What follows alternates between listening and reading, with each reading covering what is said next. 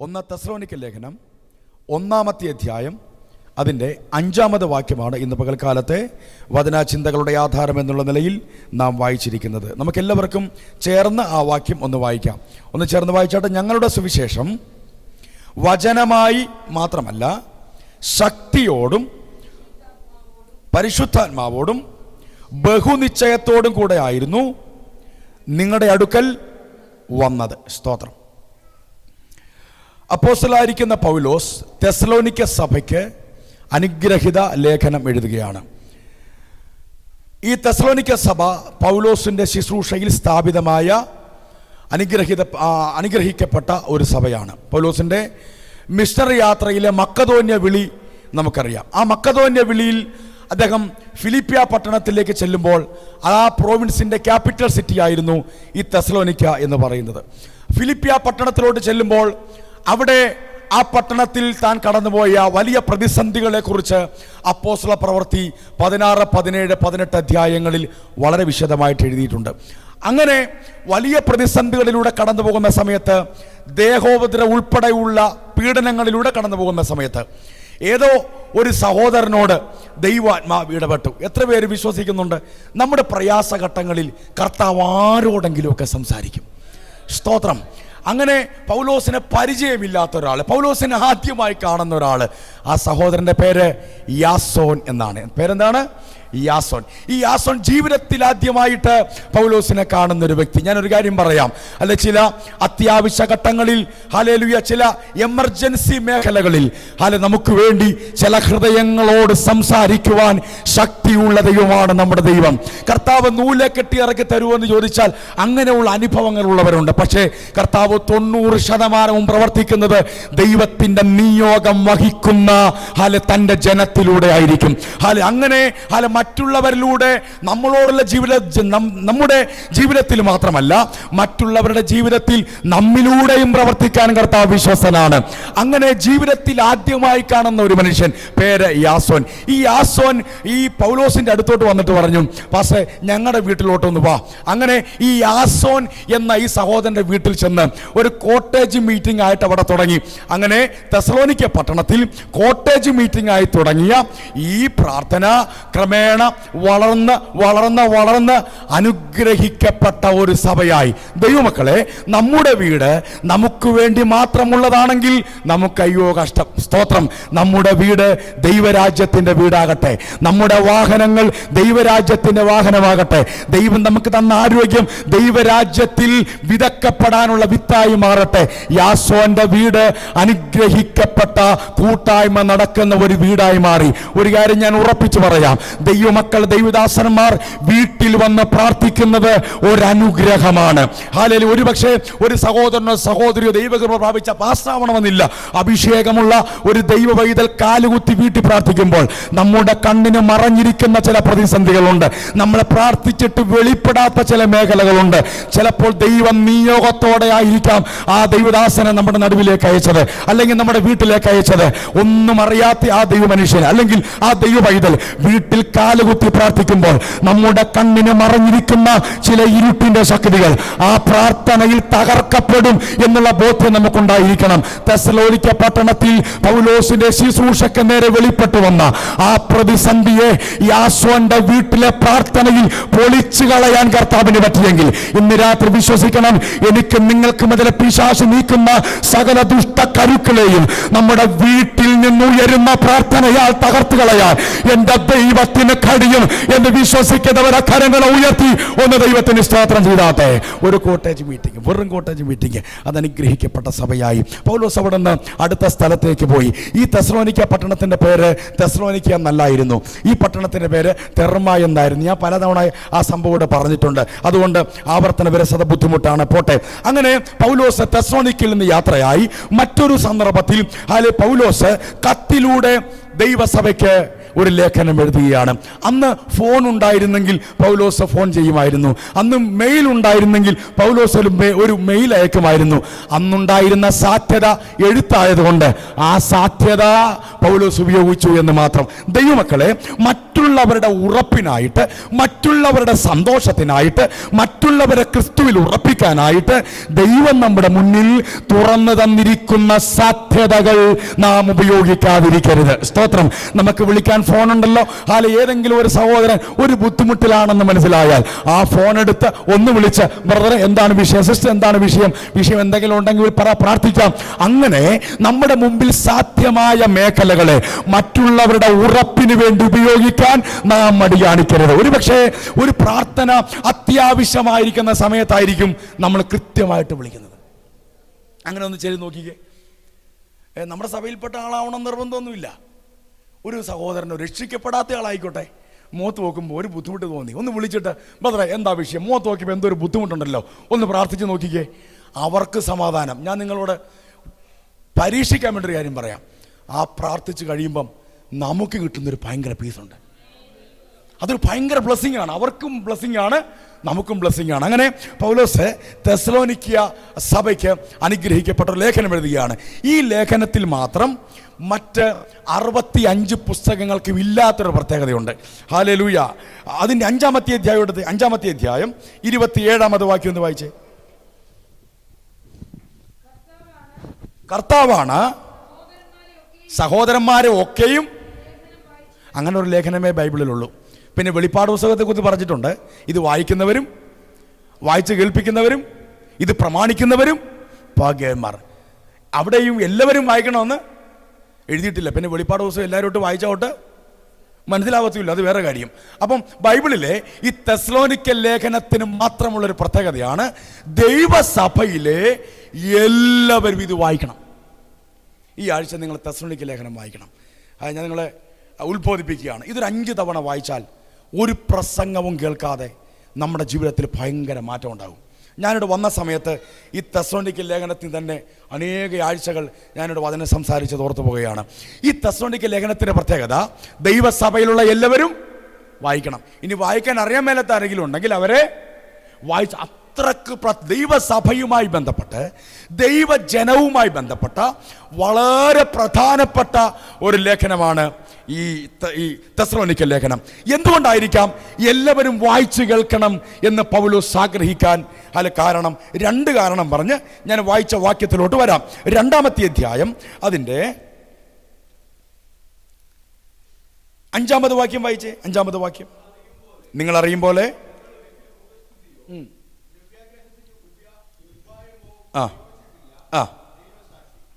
ഇനി അതിൻ്റെ 10-ാമത് വാക്യം വായിച്ചേ. വിശ്വസിക്കുന്ന നിങ്ങളുടെ ഇടയിൽ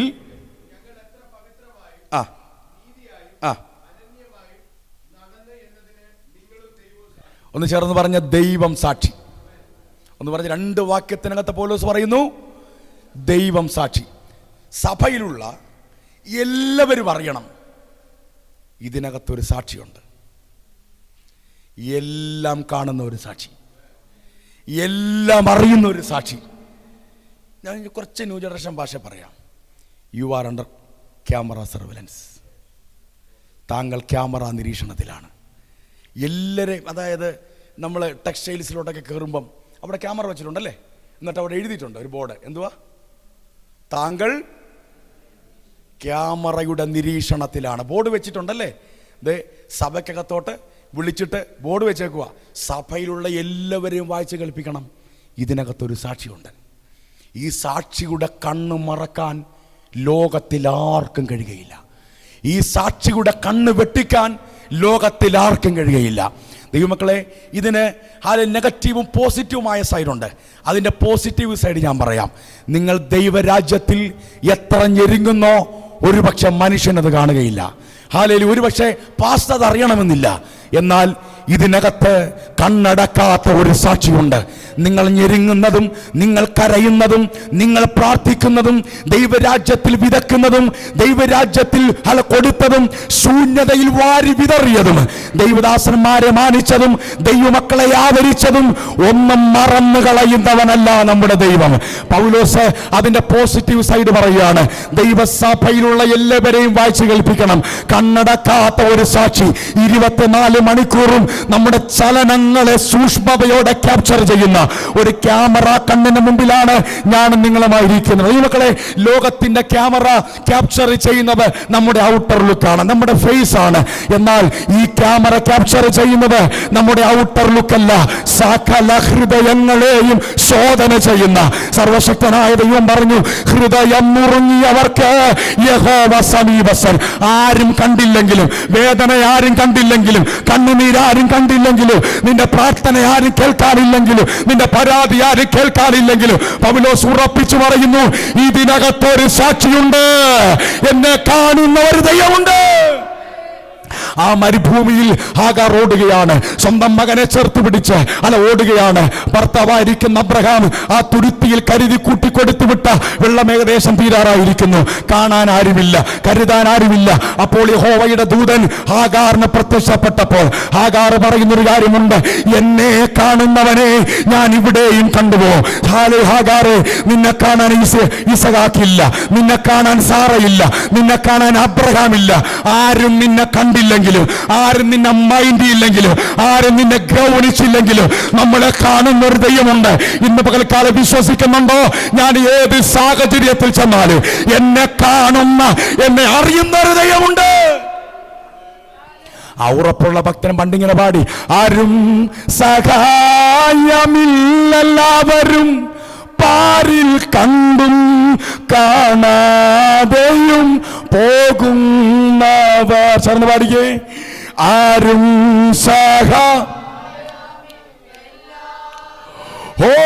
പാരിൽ കണ്ടും കാണാതെയും. അടുത്തത്, എന്നാൽ എനിക്കൊരു സഹായകൻ വാനിലുണ്ടെന്നറിഞ്ഞതിൽ ഉല്ലാസമേ. എന്നാൽ എനിക്കൊരു സഹായകൻ വാനിലുണ്ടെന്നറിഞ്ഞ. നമ്മളെ കാണുന്നൊരു ദൈവമുണ്ട്, നമ്മളെ അറിയുന്നൊരു ദൈവമുണ്ട്, നമുക്ക് വേണ്ടി ഇറങ്ങി വരുന്നൊരു ദൈവമുണ്ട്. പൗലോസ് 2 തവണ പറയുന്നു, ഒന്നല്ല, ഉറപ്പിച്ചോ, 2 തവണ പറയുന്നു. ഇതിനകത്ത് സ്റ്റെപ്പ് കയറി വന്നിരിക്കുന്ന ദൈവവേദലേ, ഇതിനകത്ത് താങ്കൾ ഇരിക്കുമ്പോൾ ഓർത്തോണം, ഇതിനകത്ത് കണ്ണടക്കാത്ത ഒരു ക്യാമറയുണ്ട്, ഇതിനകത്ത് ക്യാപ്ചറിങ് നിർത്താത്തൊരു ക്യാമറയുണ്ട്. നിങ്ങളുടെ ഹൃദയത്തിലെ സകല വിചാരങ്ങളും സകല വികാരങ്ങളും സകല വേദനകളും ഒപ്പിയെടുക്കുന്ന സർവശക്തനായ ദൈവത്തിന്റെ ക്യാമറ കണ്ണിന് മുമ്പിലാണ് ഞാൻ വന്നിരിക്കുന്നത് എന്നുള്ള ഉറച്ച ബോധ്യം നമുക്കുണ്ടായിരിക്കട്ടെ. പൗലോസ് പറയുന്നു, എല്ലാവരെയും വായിച്ചു കേൾപ്പിക്കണം, എല്ലാവരും അറിയണം, എന്നെ കാണുന്നൊരു കർത്താവ് ഉണ്ട്. രണ്ടാമതൊരു കാര്യം എന്താണ് പൗലോസ് അങ്ങനെ ആഗ്രഹിക്കാൻ കാരണം? 2-ാമത്തെ അധ്യായം അതിന്റെ 18-ാമത് വാക്യം ഒന്ന് വായിച്ചേ. 2-ന്റെ അതുകൊണ്ട്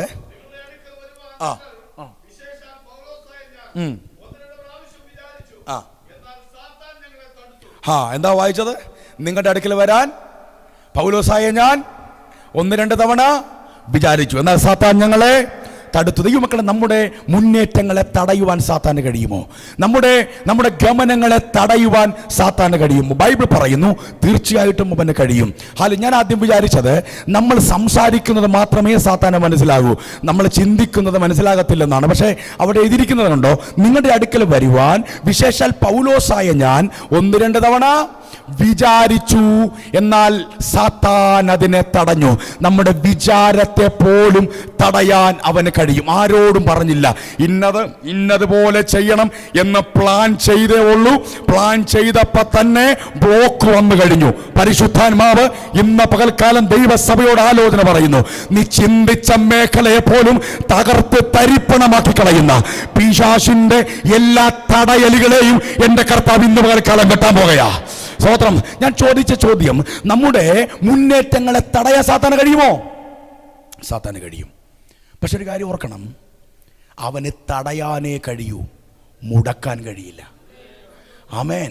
നേരോടെ നടക്കുന്നവരുടെ നന്മ തടയപ്പെടത്തില്ലെന്നല്ല, അതൊന്ന് ഹോൾഡ് ചെയ്ത് വെക്കാൻ സാത്താന് പറ്റും.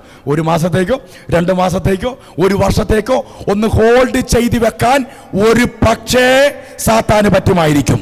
പക്ഷെ നേരോടെയാണോ നടക്കുന്നത്, സാത്താൻ നന്മ തടഞ്ഞു വെച്ചേക്കാം, പക്ഷെ മുടക്കാൻ അവന് കഴിയില്ല, മുടക്കാൻ കഴിയില്ല. ഇന്ന് പകലിൽ ഈ ഉപവാസത്തിന്റെ അവസാന നിമിഷം പരിശുദ്ധാത്മാവ് പ്രവചന ശബ്ദമായി വിളിച്ചു പറയുന്നു, സാത്താൻ തടഞ്ഞു വെച്ചിരിക്കുന്നതിനെ എന്റെ കർത്താവ് തുറന്നു വരാൻ പോകുകയാ. ഹല്ലേലൂയ. ഇവിടെ പൗലോസ് പറയുന്നു, സാത്താൻ ഞങ്ങളെ തടുത്തു. അപ്പൊ തടുത്ത സാത്താനെ പൗലോസ് കണ്ടു അല്ലേ? തടുത്തെന്ന് എങ്ങനെ മനസ്സിലായി? തടുക്കുന്ന സാത്താനെ പൗലോസ് കണ്ടു. അപ്പൊ നമുക്ക് അങ്ങനെയുള്ള കാഴ്ചപ്പാടുകൾ ഉണ്ടായിരിക്കണം. നമ്മുടെ അകക്കണ്ണ് ആ മേഖലയിൽ തുറന്നില്ലെങ്കിൽ സാത്താൻ തടുത്താലും ദൈവം തരുന്നില്ല എന്ന് വിചാരിച്ച് നമ്മളിരിക്കും. സ്വതന്ത്രം ദൈവമാണോ തരാത്തെ? അല്ല, സാത്താൻ വെളിപ്പെടേണ്ടതിനെ ബ്ലോക്ക് ചെയ്തു. അത് കാണണമെങ്കിൽ കണ്ണ് തുറക്കണം. പക്ഷേ അതിനകത്തൊരു അപകടമുണ്ട്. എന്താണെന്നറിയാമോ? ഈ ചിലവര് ഈ തടയുന്ന കാര്യം മാത്രമേ കാണൂ. അവർക്ക് എങ്ങോട്ട് തിരിഞ്ഞാലും പോരാട്ടമായിരിക്കും. മുന്നോട്ട് നോക്കിയാൽ പോരാട്ടം, പുറകോട്ട് നോക്കിയാൽ പോരാട്ടം, ഇടവും വലവും പോരാട്ടം, ഒരാൾ വട്ടം ചാടിയ പോരാട്ടം, കാറ് സ്റ്റാർട്ടായില്ലെങ്കിൽ പോരാട്ടം, പെട്രോൾ കുറഞ്ഞാൽ പോരാട്ടം, തൊടുന്നതിന് പിടിക്കുന്നതിനൊക്കെ. അങ്ങനെ പോരാട്ടം ഉണ്ടെങ്കിൽ ഓർത്തോണം, അത് വേറൊരു പോരാട്ടമാണ്. ഏതാ? ഈ തടസ്സങ്ങളെ മാത്രം കാണുന്നത് ഒരു വലിയ പോരാട്ടമാണ്. എത്ര പ്രാർത്ഥിച്ചാലും അനുഗ്രഹിക്കപ്പെടാത്തൊരു ഗ്രൂപ്പാണ് അത്. ദൈവമക്കളെ, നമ്മളെ തടയുന്ന സാത്താനെ കാണുമ്പോൾ തന്നെ നമുക്ക് മറ്റൊരു വിഷൻ ഉണ്ടായിരിക്കണം. അതാണ് 3-ാമത്തെ അധ്യായത്തിലേക്ക് നമ്മൾ വരേണ്ടത്. 3-ാമത്തെ അധ്യായം അതിൻ്റെ 11-ാമത് വാക്യം ഒന്ന് വായിച്ച്. 3:11. നമ്മുടെ ദൈവം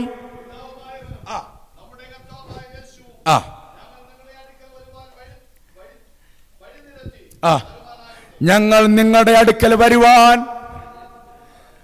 അപ്പോൾ പൗലോസിന് 2 കാഴ്ചപ്പാടുണ്ടായിരുന്നു. ഒന്ന്, തടയുന്ന സാത്താനെ കണ്ടു, അവിടെ നിന്നില്ല, വെളിപ്പാട് വർദ്ധിച്ചു. തടയുന്ന സാത്താൻ ഉണ്ടെങ്കിൽ ദൈവമക്കളോട് ഞാൻ ഉറപ്പിച്ചു പറയാം, സാത്താൻ അടച്ചത് തുറക്കുന്നൊരു ദൈവമുണ്ട്. ഹല്ലേലൂയ. ഇന്ന് പകൽ ഉറച്ചു വിശ്വസിച്ചോ, സാത്താനെ നിനക്ക് തടയാൻ അറിയാമെങ്കിൽ, സാത്താനെ നിനക്ക് തടഞ്ഞു വെക്കാൻ അറിയാമെങ്കിൽ, എന്റെ ദൈവത്തിനത് തുറക്കാൻ അറിയാം. എന്റെ ദൈവത്തിനത് തുറക്കാൻ അറിയാം. വിശ്വസിക്കുന്നവരുണ്ടെങ്കിൽ ദൈവത്തെ സ്തുതിക്കാൻ തുടങ്ങിക്കോ. സാത്താൻ അടച്ചു വെച്ചിരിക്കുന്നത് യേശുവിന്റെ നാമത്തിൽ ഇന്ന് പകൽക്കാലം തുറന്നു വരട്ടെ. ആമേൻ. സാത്താൻ അടച്ചതിനെ ആര് തുറക്കും? ദൈവം തുറക്കും. അപ്പം നമുക്ക് 2 കാഴ്ചപ്പാടുണ്ടായിരിക്കണം. ഒന്ന്, തടയുന്ന സാത്താനെ കാണണം. 2, തുറക്കുന്ന ദൈവത്തെ കാണണം. ഹല്ലേലൂയ. ദൈവം തുറക്കാൻ തീരുമാനിച്ചാൽ അതാർക്കും അടക്കാൻ കഴിയില്ല. കാരണം അവൻ ദാവീദിന്റെ താക്കോലുള്ളവനാണ്. ഇനി നമ്മുടെ കുറുവാക്യത്തിലേക്ക് നമ്മൾ വരികയാണ്. 1 തെസ്സലോനിക്ക ലേഖനം 1-ാമത്തെ അധ്യായം അതിന്റെ 5-ാമത് വാക്യം. ഞങ്ങളുടെ സുവിശേഷം വചനമായി മാത്രമല്ല ശക്തിയോടും. വചനം 2 നിലയിൽ ഒരാൾക്ക് ഏറ്റെടുക്കാം. ദൈവത്തിന്റെ വചനം പ്രസംഗിക്കുമ്പോൾ, അല്ലെങ്കിൽ വായിക്കുമ്പോൾ, അല്ലെങ്കിൽ കേൾക്കുമ്പോൾ 2 നിലയിൽ ഒരു വ്യക്തിക്ക് അത് ഏറ്റെടുക്കാം. ഇനി അല്പനിമിഷങ്ങൾ നിങ്ങളെ പ്രാർത്ഥനയോടെ ദൈവത്തിന്റെ സന്നിധിയിലായിരിക്കണം. 2 നിലയിൽ ഏറ്റെടുക്കാം. ഒന്ന്, ഞങ്ങളുടെ സുവിശേഷം. സുവിശേഷം എന്ന് പറഞ്ഞാൽ എന്തുവാ? അവിടുത്തെ അർത്ഥം എന്തുവാ? അവരോട് പറഞ്ഞ ദൈവത്തിന്റെ വചനം അല്ലേ? ഞങ്ങളുടെ സുവിശേഷം വചനമായി. അവിടെ വചനം എന്ന് പറഞ്ഞ അതിനർത്ഥം ഗ്രീക്കിൽ കൊടുത്തിരിക്കുന്നത് ലോഗോസ് എന്നാണ്. എന്തുവാ? ലോഗോസ്. ഇനി വചനമായി മാത്രമല്ല, അടുത്തത് ശക്തിയോടും. വചനം ഒരു വ്യക്തിക്ക് ലോഗോസ് ആയിട്ട് ഏറ്റെടുക്കാം. 2, ശക്തിയോടെ ഏറ്റെടുക്കാം. അതിന് കൊടുത്തിരിക്കുന്ന ഗ്രീക്ക് വേർഡ് ഡൈനാമെ എന്നാണ്. അതിനകത്ത് നിന്ന് ഈ ഡുനാമിസ്, ഡൈനാമിക് പവർ എന്നൊക്കെ ഉണ്ടായത്. ഈ പൊട്ടൻഷ്യൽ പവറും കൈനറ്റിക് ഹല്ലേലൂയ എനർജിയും പവറും ഉണ്ടല്ലോ, ഡൈനാമിക് പവർ ഉണ്ടല്ലോ, അത് തന്നെ ഇത്. വചനം കേൾക്കുമ്പം നമുക്കത് ഇൻഫർമേഷൻ ആയിട്ട് ലോഗോസ് ആയിട്ട് നമുക്ക് ഏറ്റെടുക്കാം. പക്ഷേ ആ ലോഗോസിന് നമ്മുടെ ജീവിതത്തിൽ വലിയ മാറ്റങ്ങൾ കൊണ്ടുവരാൻ കഴിയില്ല. മാറ്റങ്ങൾ കൊണ്ടുവരുന്നത് ഡൈനാമിക് പവറാണ്.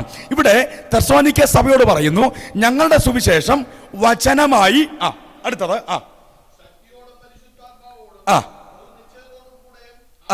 ശക്തിയോടും പരിശുദ്ധാത്മാവോടും. അപ്പം വചനത്തെ വചനമായിട്ട് ഏറ്റെടുക്കാതെ അതിനകത്ത് ഒരു ശക്തി വ്യാപരിക്കുന്നുണ്ട്. ഇന്ന് പകൽക്കാലവും വചനം കേൾക്കുമ്പോൾ കേൾക്കുന്നവരുടെ മേൽ ആ വചനത്തിന്റെ ശക്തി ഒന്ന് വ്യാപരിക്കണം. യേശു ഒരിക്കലും ഇങ്ങനെ പറഞ്ഞു, നിങ്ങൾ തിരുവെഴുത്തുകളെയും നിങ്ങൾ തിരുവെഴുത്തുകളെയും ദൈവശക്തിയെയും തിരിച്ചറിയാകിയാൽ. നിങ്ങളുടെ പ്രശ്നം നിങ്ങൾ വചനം കേൾക്കാത്തതല്ല, ആ കേൾക്കുന്ന വചനത്തിനകത്തൊരു ശക്തിയുണ്ട്. ആ ശക്തി നമ്മൾ വ്യാപരിക്കുന്നില്ല എന്നുള്ളതാണ്. അപ്പോൾ യേശു പറയുകയാണ്, നിങ്ങൾ തിരുവെഴുത്തുകളെയും ദൈവശക്തിയെയും തിരിച്ചറിയാകിയാൽ തെറ്റിപ്പോകുന്നു. എബ്രായ ലേഖനം 1-ാമത്തെ അധ്യായത്തിന് 3-ാമത്തെ വാക്യം ഇങ്ങനെ വായിക്കുന്നത്, അവന്റെ തേജസ്സിന്റെ പ്രഭയും തത്വത്തിന്റെ മുദ്രയും സകലത്തെയും ദൈവം സകലത്തെയും ഹാൻഡിൽ ചെയ്യുന്നത് തൻ്റെ വചനത്താലാണ്. എങ്ങനത്തെ വചനം? ഡുനാമിസ്, ഡൈനാമിക് പവർ. അപ്പം വചനം കേട്ടതുകൊണ്ട് കാര്യമില്ല, ആ വചനത്തിനകത്ത് ഒരു ശക്തി വ്യാപരിക്കുന്നുണ്ട്. ആ ശക്തി നമ്മുടെ മേൽ എന്ത് ചെയ്യണം? വ്യാപരിക്കാതെ കർത്താവ് എന്തിനു വേണ്ടി വചനം അയച്ചോ അതിൻ്റെ റിസൾട്ട് നമ്മുടെ ജീവിതത്തിൽ ഉണ്ടാകത്തില്ല. അല്ലെങ്കിൽ ലോഗോസ് ആയിട്ട് ഇത് കേട്ടാൽ ഗുണം എന്താണെന്നറിയാവോ? ഇന്നത്തെ നല്ല പ്രസംഗമായിരുന്നു, കൊള്ളാം, ഇതുവരെ കേൾക്കാത്ത 1-2 പോയിന്റ് കിട്ടി. ഈ പോയിന്റ് ഒന്നും നമ്മുടെ ജീവിതത്തിനകത്ത് വലിയ കാര്യമായ വ്യത്യാസമൊന്നും ഉണ്ടാകത്തില്ല. എന്നാൽ ഈ ലോഗോസിന്റെ കൂടെ ഒരു ശക്തി വ്യാപരിക്കുന്നുണ്ട്. ഈ ശക്തിയാണ് നമ്മുടെ ജീവിതത്തിനകത്ത് വലിയ മാറ്റങ്ങൾ ഉണ്ടാക്കുന്നത്. അതിൻ്റെ ഒരു വിശദീകരണം 2 കൊരിന്ത്യർ ലേഖനത്തിൽ എഴുതിയിട്ടുണ്ട്. അതിലേക്ക് നമുക്കൊന്ന് വരണം. 2 കൊരിന്ത്യർ ലേഖനം 4-ാമത്തെ അധ്യായം അതിന്റെ 4-ാമത് വാക്യം ഒന്ന് വായിച്ചേ. 2 കൊരിന്ത്യർ ലേഖനം 4-ാമത്തെ അധ്യായം 4-ാമത് വാക്യം. ദൈവപ്രതിമയായ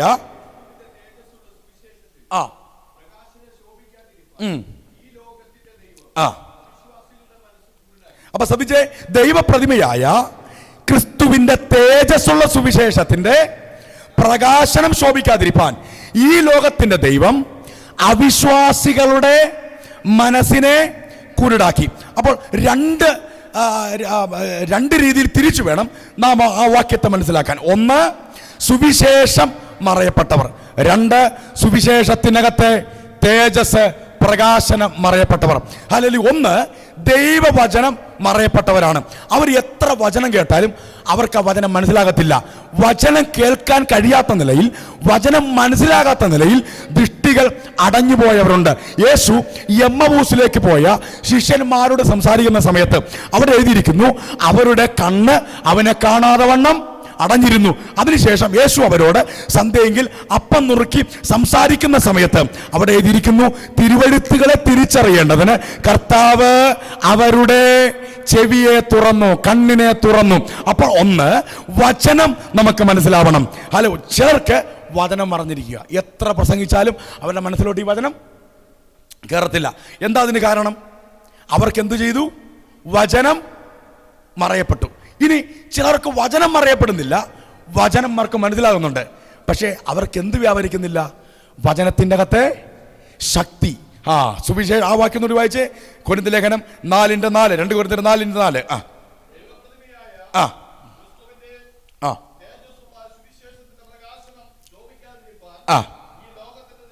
ഈ ലോകത്തിന്റെ ദൈവം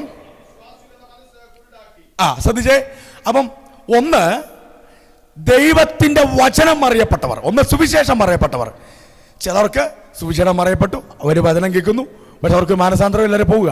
ചിലർക്ക് വചനം മനസ്സിലായി, രക്ഷിക്കപ്പെട്ടു, ദൈവസഭയിൽ വന്നു, അവർക്ക് വചനം തുറന്നു കിട്ടി. പിന്നെ തുറക്കാത്തത് എന്താ? വചനത്തിൻ്റെ അകത്തെ ശക്തി വെളിപ്പെട്ടിട്ടില്ല.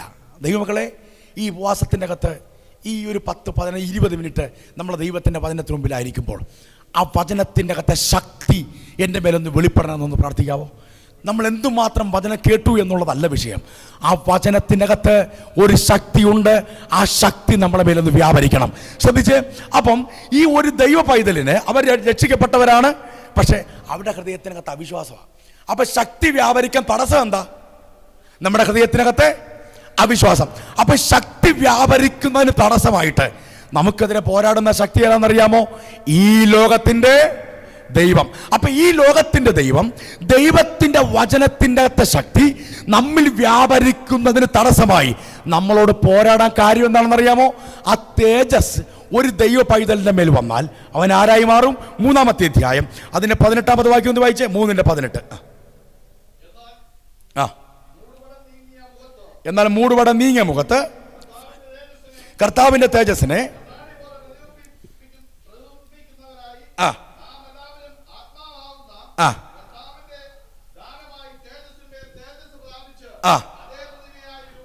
അപ്പൊ ഒരു വ്യക്തിയുടെ മേൽ ദൈവവചനത്തിനകത്ത് തേജസ് വന്നാൽ അവൻ ആരായി മാറും? ആരായി മാറും? യേശുവിന്റെ പ്രതിമയായി മാറും. ആരുടെ പ്രതിമയായി മാറും? യേശു ആരുടെ പ്രതിമയാ? അതാണ് 4:4. ദൈവ പ്രതിമയായ ക്രിസ്തുവിന്റെ. അപ്പൊ ക്രിസ്തു ആരുടെ പ്രതിമയാ? ക്രിസ്തു ആരുടെ പ്രതിമയാ? ദൈവത്തിന്റെ. ക്രിസ്തു എങ്ങനെയാ ദൈവത്തിന്റെ പ്രതിമയായത്? ക്രിസ്തുവിന്റെ തേജസ് ആരുടെ മേൽ വ്യാപരിച്ചു? പിതാവിന്റെ തേജസ് ആരുടെ മേൽ വ്യാപരിച്ചു? യേശുവിന്റെ മേൽ വ്യാപരിച്ചു. എന്നിട്ട് പറയുന്നു, ഇനി പിതാവ് ആഗ്രഹിക്കുന്നത് ഭൂമിയിൽ യേശുവിനെ പോലെ ദൈവത്തിന്റെ തേജസ് വഹിക്കുന്ന കുറച്ചു പേരെ എനിക്ക് അടൂരിൽ വേണം. ആമേൻ. അപ്പം സാത്താൻ അറിയാം, ഈ വചനത്തിന്റെ അകത്തെ തേജസ് നമ്മുടെ മേൽ വന്നാൽ നമ്മൾ ആരായി മാറും? നമ്മൾ ആരായി മാറും? പിതാവിന്റെ പ്രതിമ യേശു. ഒരു വ്യക്തിയുടെ മേൽ തേജസ് പ്രാപിച്ചാൽ അവൻ ആരായി മാറും? സച്ചിൻ തെണ്ടുൽക്കറിന്റെ പ്രതിമ ആരെ പോലെ ഇരിക്കും? എന്നെ പോലെ ഇരിക്കുമോ? ഇല്ല. അയാളുടെ പ്രതിമ അയാളെ പോലെ ഇരിക്കും. ദൈവമക്കളെ, യേശു ഭൂമിയിൽ ജയാളിയായി ജീവിച്ചെങ്കിൽ അങ്ങനെ ജീവിക്കാനാ ദൈവം നമ്മളെ കണ്ടേക്കുന്നേ. ആമേൻ. യേശു എന്താ പറഞ്ഞറിയാമോ? പിതാവ് എന്നെ ലോകത്തിലേക്ക് അയച്ചതുപോലെ ഞാൻ നിങ്ങളെയും. യോഹന്നാൻ ഒരു കാര്യം പറഞ്ഞു, അവൻ ലോകത്തിൽ ഇരുന്നതുപോലെ നാമുമാകുന്നു. ശ്രദ്ധിച്ചേ. അപ്പം ഈ തേജസ് ഒരു വ്യക്തിയുടെ മേൽ വന്നാൽ അവൻ ആരായി മാറും? അവൻ യേശുവിനെ പോലെ ജയാളിയായി മാറും. ഇത് സാത്താൻ അറിയാം, ഈ ലോകത്തിന് ദൈവത്തിന് അറിയാം. അതുകൊണ്ട് ഒന്നെങ്കിൽ വചനം കേൾക്കുന്ന സമയത്ത് ഉറക്കും, അല്ലെങ്കിൽ നമ്മുടെ മനസ്സ് എങ്ങോട്ടേലും കൊണ്ടുപോകും. എന്താണെന്നറിയാവോ? ഈ വചനത്തിൻ്റെ അകത്തെ തേജസ് ഒരു വ്യക്തിയുടെ മേൽ വ്യാപരിച്ചാൽ അവൻ ആരായി മാറും? യേശുവിനെ പോലെ ജയാളിയായി മാറും. അപ്പം എവിടെ നിന്നാണ് ഈ തേജസ് വരേണ്ടത്? 4-ാമത്തെ അധ്യായം അതിന്റെ 6-ാമത് വാക്യം വായിച്ച 4:6.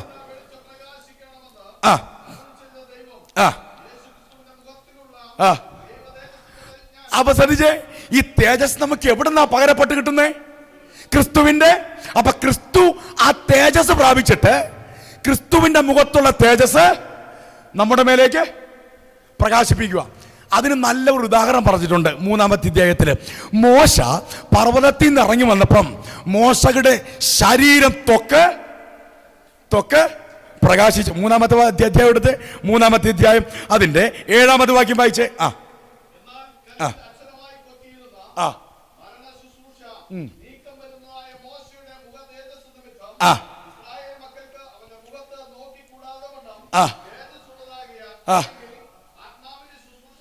അപ്പൊ ശ്രദ്ധിച്ചേ, ദൈവം മോശയുടെ മേൽ തേജസ് കൊടുത്തത് എന്തിനാ? മോശയുടെ മുഖത്തിൽ നിന്ന് ഇത് ആർക്ക് കിട്ടണം? എൻ്റെ കൂടെ ഉണ്ടോ? ഞാൻ വലിയൊരു കാര്യം പറഞ്ഞു വന്നത്. അപ്പൊ മോശയുടെ മുഖം ശോഭിക്കാൻ കാര്യം എന്താ? പിതാവായ ദൈവം എന്താ ഉദ്ദേശിച്ചത്? മോശയുടെ മുഖത്തിൽ നിന്നുള്ള ഈ തേജസ് ആർക്ക് കിട്ടണം? പക്ഷെ അവർക്ക് തേജസ് വേണ്ട. അവർക്ക് അത്യാവശ്യം കാടയൊക്കെ കിട്ടണം, പിന്നെ പാറയൊക്കെ പിളർന്ന് 2-3 അത്ഭുതങ്ങളൊക്കെ കാണണം. എങ്ങനേലും കാനാൻ നാട്ടിലൊന്ന്, ഇനി അങ്ങോട്ട് പോയില്ലെങ്കിലും വലിയ കുഴപ്പം, ഞങ്ങളൊരു സൈഡ് വഴി ആർക്കും ശല്യം ഉണ്ടാക്കാതെ പൊക്കോളാം. ഈ തേജസ് ഒന്നും ഞങ്ങൾക്ക്. അവർക്ക് മോശയുടെ എന്ത് കണ്ടാൽ മതി? അവിടെ എഴുതിയിട്ടുണ്ട്, മോശയുടെ മുഖത്ത് അല്ലല്ല തേജസ് കാണാതിരിക്കുക. വായിച്ചു 7-ാമത് വാക്യം. അവന്റെ മുഖത്ത് നോക്കിക്കൂടാതെ വണ്ണം. അവർക്ക് എന്ത് കണ്ടാൽ മതി? മോശയുടെ മുഖം കണ്ടാൽ മതി. അതിനപ്പുറത്തേക്കൊന്നും വരാൻ ഞങ്ങൾക്ക് താല്പര്യം. അപ്പൊ കർത്താവിന്റെ പദ്ധതി ഇവിടെ ബ്ലോക്കായി പോവുക. ദൈവം മോശയുടെ മുഖത്ത് ആ തേജസ് കൊടുത്തത് ആ തേജസ് ജനങ്ങളിലൊക്കെ ഇമ്പാർട്ട് ചെയ്യാനാ. പക്ഷെ ജനം തയ്യാറല്ല. അവർക്ക് എന്ത് കണ്ടാൽ മതി? അവർക്ക് എങ്ങനെയും കാട കിട്ടണം, മന്ന കിട്ടണം, പിന്നെ ആഷ്പൂഷായിട്ട് ജീവിക്കണം, കാര്യങ്ങളൊക്കെ നടക്കണം, ഈ ലോകത്തിൽ എങ്ങനെയും ഓർക്കണം. ദൈവം നമ്മളെ വിളിച്ചത് അതിനല്ല, അവന്റെ തേജസ്സിന്റെ കൈമാറ്റത്തിനാണ്. ഈ തേജസ് എന്ന് പറയുമ്പോൾ ഒരു ദൂതുകൂടെ ഞാൻ കയറ്റി പറയാം. മോശ ഒരുപാട് തവണ ദൈവത്തോട് പ്രാർത്ഥിച്ചു, കർത്താവേ എൻ്റെ വിക്കൊന്ന് മാറ്റി തരണം. എന്താ മാറ്റി തരണം? എൻ്റെ വിക്കൊന്ന് മാറ്റി തരണം. മോശയുടെ വിക്ക് മാറ്റിയോ ഇല്ലയോ എന്ന് എനിക്ക് അറിയാൻ മേല, പക്ഷെ വിക്ക് മാറിയോ ഇല്ലയോ എന്ന് എനിക്കറിയത്തില്ല. പക്ഷെ എനിക്കൊരു കാര്യം അറിയാം, അവന്റെ വിക്ക് മാറിയാലും ഇല്ലെങ്കിലും അവന്റെ തൊക്ക് മാറി. സ്വോത്രം സ്വോത്രം സ്വോത്രം സ്വോത്രം. ഒരു കാര്യം ഞാൻ പറയാം, നമ്മുടെ നാവിനകത്ത ബലഹീനതകളെ, നമ്മുടെ വിക്കാകുന്ന ബലഹീനതയെ തേജസ് കൊണ്ട് അതിജീവിക്കുന്ന ഒരു തലമുറ. നിങ്ങൾക്കൊന്നുമില്ലെങ്കിൽ സാരമില്ല, കരങ്ങൾ ശൂന്യമാണെങ്കിൽ സാരമില്ല, ദൈവത്തിന്റെ തേജസ് ഉണ്ടോ, ദൈവത്തിന്റെ സാന്നിധ്യമുണ്ടോ, നിങ്ങളെ തോൽപ്പിക്കാൻ ലോകത്തിൽ ഒരു മനുഷ്യനും കഴിയത്തില്ല. ആമേൻ. ഈ തേജസ് മോശയിൽ വ്യാപരിച്ചപ്പോ ദൈവം പറഞ്ഞു എന്താണെന്നറിയാമോ? മോശേ, വിക്കനായ നിന്നെ ഞാൻ ഫറവോന്റെ ദൈവമാക്കി മാറ്റും. എടാ, രണ്ട് വാക്ക് നേരെ നിന്ന് സംസാരിക്കാൻ കഴിയാത്ത ഇവനെയാണോ ദൈവമേ നീ ഫറവോന് ദൈവമാക്കാൻ പോകുന്നത്? ദൈവം പറഞ്ഞു, ഞാൻ നോക്കുന്നത് ഇവന്റെ നാവിനെയല്ല, ഞാൻ നോക്കുന്നത് ഇവന്റെ കൈകളെയല്ല, ഞാൻ നോക്കുന്നത് ഇവന്റെ ശരീരത്തെയല്ല, ഞാൻ നോക്കുന്നത് ഇവന്റെ മേൽ വ്യാപരിക്കുന്ന അഭിഷേകത്തെയാണ്. ഇന്ന് പകൽക്കാലം പരിശുദ്ധാത്മാവ് പറയുന്നു, ഈ വചനത്തിന്റെ അകത്തെ തേജസ് ഇവിടെ ഇരിക്കുന്ന ചിലരുടെ മേൽ ഇന്ന് പകൽക്കാലം വ്യാപരിച്ചു തുടങ്ങട്ടെ. നാവിന്റെ അകത്ത ബലഹീനതകളെ ശരീരത്തിലെ തേജസ് കൊണ്ട് അതിജീവിക്കുന്ന ഒരു തലമുറ യേശുവിന്റെ നാമത്തിൽ ഇതിനകത്ത് എഴുന്നേൽക്കട്ടെ.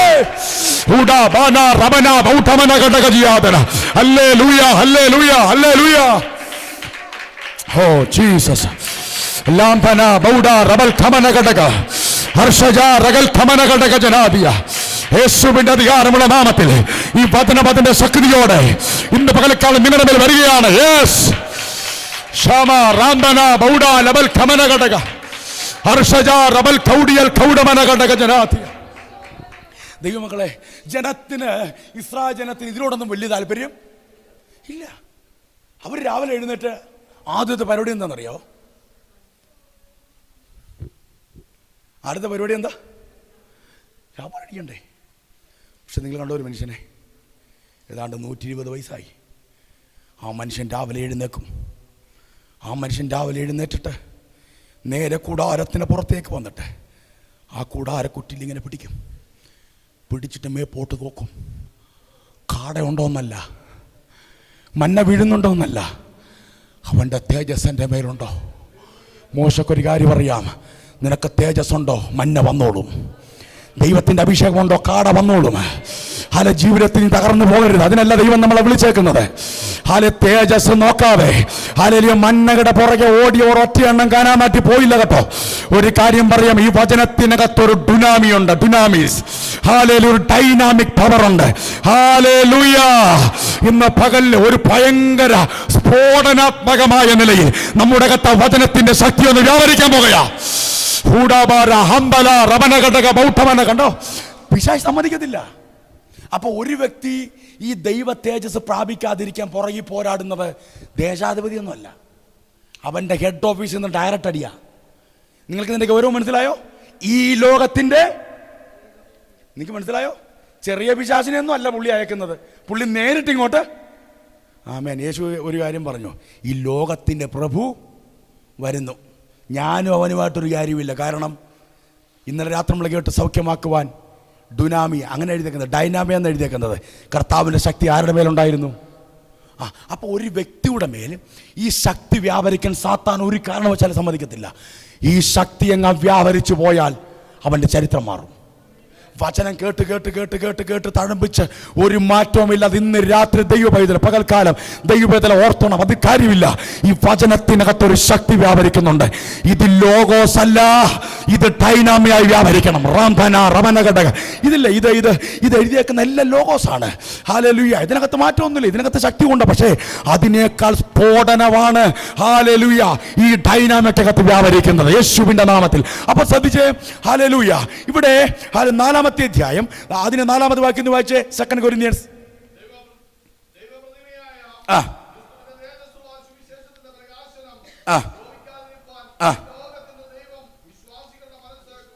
ഇനി 3:18 ചേർത്ത് വായിച്ചോ. എന്നാൽ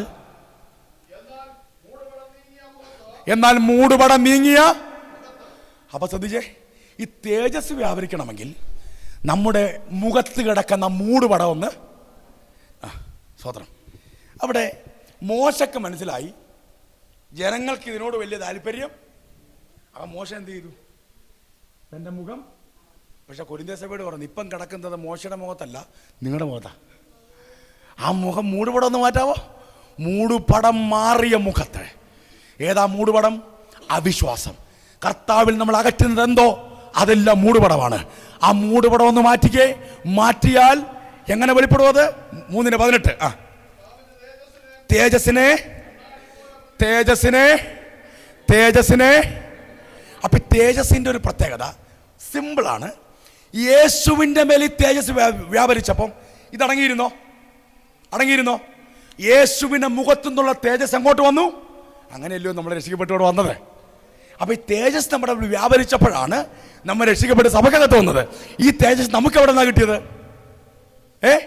അപ്പൊ യേശുവിന്റെ മുഖത്ത് വ്യാപരിച്ച തേജസ് റിഫ്ലക്റ്റ് ചെയ്തു, അല്ലേ? എൻ്റെ കൂടെ ഉണ്ടോ നിങ്ങൾ? അപ്പൊ യേശു പിതാവിന്റെ തേജസ് പ്രാപിച്ചിട്ട് റിഫ്ലക്റ്റ് ചെയ്ത് ടോണിയുടെ മുഖത്തേക്ക്, റെയ്ച്ചാന്റെ മുഖത്തേക്ക്, ലിജിയുടെ മുഖത്തേക്ക് അടിച്ചപ്പോഴാ കർത്താവിനാണ് നമ്മൾ വിടുവിക്കപ്പെട്ടത്. എന്നിട്ട് പറയുന്നു, നിങ്ങൾ ഈ തേജസ് പ്രാപിക്കുന്നെങ്കിൽ നിങ്ങളിൽ നിന്ന് റിഫ്ലക്റ്റ് ചെയ്യും. അത് കറക്റ്റായിട്ട് എഴുതിയിട്ടുണ്ട്. കർത്താവിന്റെ തേജസ്സിനെ. ആമേൻ, ആമേൻ, ആമേൻ, ആമേൻ. എൻ്റെ കാര്യം നടക്കണേ എന്നല്ല, കണ്ണാടിയായ പ്രാർത്ഥിക്കും ഞാൻ മുഖാന്തരം വേറെ എവിടെയെങ്കിലുമൊക്കെ വിടുതൽ നടക്കണമെന്ന്. Hallelujah, hallelujah. അല്ല, എൻ്റെ കാര്യം ഒന്ന് സോൾവ് ആക്കി തരണേ, എൻ്റെ വിഷയം നടക്കണേ അല്ല. തേജസ് പ്രാപിക്കുന്നവൻ മറ്റൊരു വ്യക്തിയുടെ വിടുതലിന്റെ കാരണമായി മാറും. സ്വതന്ത്രം. ഈ മൂടുപടം മാറിയ മുഖത്ത് ക്രിസ്തുവിന്റെ തേജസ്സിനെ അടുത്തത് കണ്ണാടി പോലെ പ്രതിബിംബിക്കുന്നവരായി.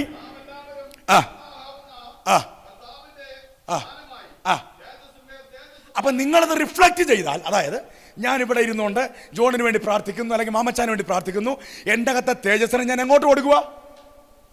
അപ്പൊ കർത്താവ് പറയാം, നിങ്ങൾ കാലിയായി പോകത്തില്ല. കാരണം തേജസ്സിന്മേൽ ഇത് പോകും തോറും നമ്മൾ പലപ്പോഴും നമ്മുടെ വിഷയത്തിൽ കൊതുകിപ്പോവുകയാണ്. ഈ തേജസ് നമ്മിലൂടെ ഒന്ന് റിഫ്ലക്റ്റ് ചെയ്യട്ടെ.